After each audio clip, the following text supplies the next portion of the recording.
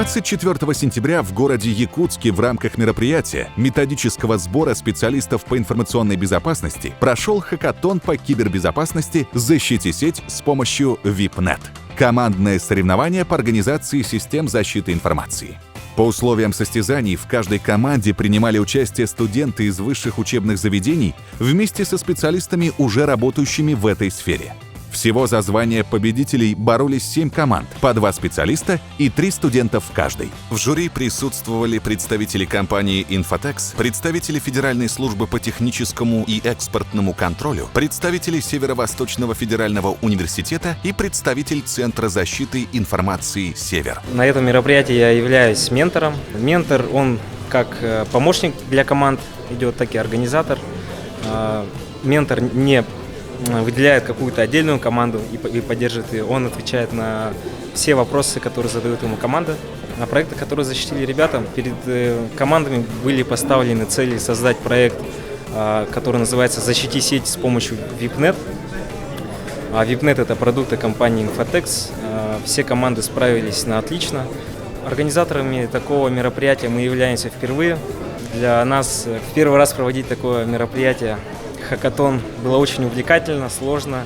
Я являюсь участником хакатона и представляю команду номер 2. Она у нас называется «Фонд», так как мы делали проект по защите Пенсионного фонда России.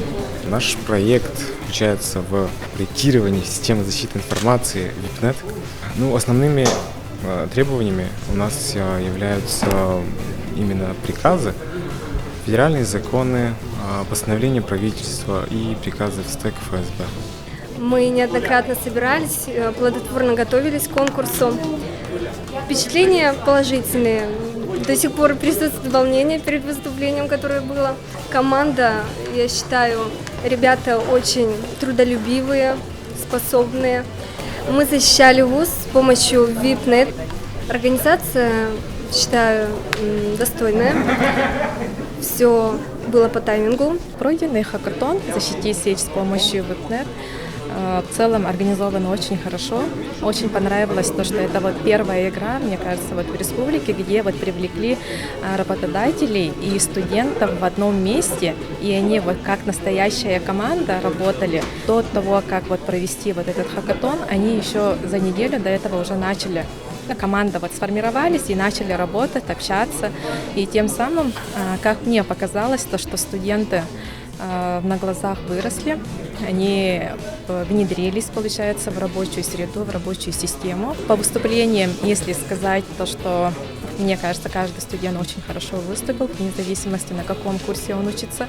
Для них это первый такой серьезный этап и первое такое выступление перед таким количеством людей. Я хочу сказать, что в Якутии мы хакатоны проводим уже не первый год. Первый хакатон у нас состоялся в далеком 2012 году. За это время мы проводим по разным направлениям. И сейчас уже пошли по отраслям. Мне очень отрадно, что такая важная тема, как информационная безопасность, тоже провели такой хакатон. Причем при поддержке компаний-партнеров, как «Инфотекс» и «Север». Все вместе с администрацией республики провели огромную работу, я считаю, провели несколько вебинаров, потому что расстояние у нас очень большое между друг другом. Готовить такое мероприятие большое на расстоянии, конечно, тяжело, но хочу выразить огромную благодарность всем организаторам, всему оргкомитету, которые с нами работали как часы, несмотря на разницу в часовых поясах. Все четко, вместе с планом, вместе с подбором команд, с участниками, в организации даже сегодняшнего прям конкретно мероприятия, условий и так далее. Все было замечательно. Поэтому всем огромное спасибо за работу такую совместную.